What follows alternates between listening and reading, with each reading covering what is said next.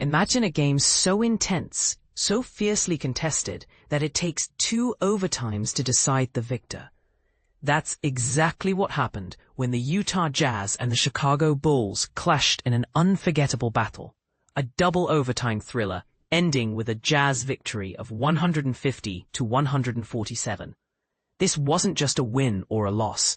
It was a testament to resilience, a showcase of individual brilliance, and a brutal reminder of the razor-thin margin between glory and despair. The Bulls suffered their 5th consecutive loss, while the Jazz desperately clawed their way to a much-needed win. On a chilly November evening in Salt Lake City, the Delta Center became a cauldron of competitive fire as the Jazz and Bulls engaged in a no-holds-barred contest. Forget the regular schedule. This was a war of attrition, pushing both teams to their breaking points. The final score? A near typo. Jazz 150, Bulls 147. This was the kind of game etched in memory, dominating conversations for the rest of the season. It was a test of willpower, a narrative of rising and falling heroes, and a stark illustration of how precarious victory truly is. The Finnisher and the Kid, a dynamic duo, saves the day. Lauri Markkanen, facing his former team, transformed into an unstoppable force. The Finnisher delivered a season-high 47 points, a monumental performance that anchored the Jazz. When the Bulls threatened to pull away, Markkanen consistently answered, sinking shots from every corner of the court and reaffirming his all-star caliber. Think of him as the veteran general holding the line against overwhelming odds.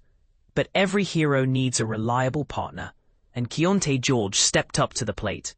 The young guard played with a confidence that belied his age, contributing 32 crucial points. And this is the part most people miss. It wasn't just the points, but the timing of those points. With the second overtime winding down and the score tied at 147, George didn't hesitate. He confidently launched a three-pointer with just 2 seconds remaining, sending the home crowd of 18,186 into a frenzy and dealing a crushing blow to the Bulls' hopes. That shot wasn't just a basket.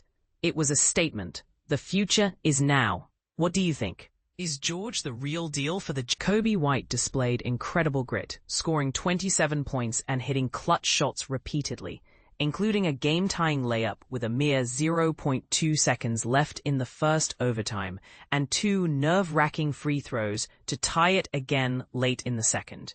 They fought tooth and nail, refusing to surrender. Buzelis and Ayo Dosunmu each contributed 18 points, providing vital support. The Bulls held a 9-point lead at halftime and seemed to have an answer for every Jazz surge. But here's where it gets controversial. Were the Bulls too reliant on individual brilliance, or did they simply run out of gas at the wrong moment? Ultimately, it wasn't enough. Nikola Vucevic's potential game-tying 3-point attempt at the final buzzer clanged off the rim, a painful conclusion to a night filled with missed opportunities for Chicago. A game of runs, the highest-scoring NBA game of the season. This was a classic seesaw battle. The Bulls landed the first blow, establishing a comfortable lead. However, the Jazz, fueled by Markkanen's 13 points in the third quarter, mounted a comeback. The fourth quarter was a whirlwind of back-and-forth momentum. Utah trailed by 7 before unleashing an 8-0 run to snatch a narrow lead, setting the stage for a frantic finish. Both teams shot themselves into exhaustion, combining for 219 field goal attempts and launching 99 three-pointers. The game was a dizzying mix of lead changes and ties, a relentless, high-octane contest that tested the physical and mental limits of every player. For the Jazz, this victory could be a turning point, a display of resilience that proves their ability to compete with anyone on any given night. For the Bulls, it's another step into a deeper slump, a frustrating loss that will linger.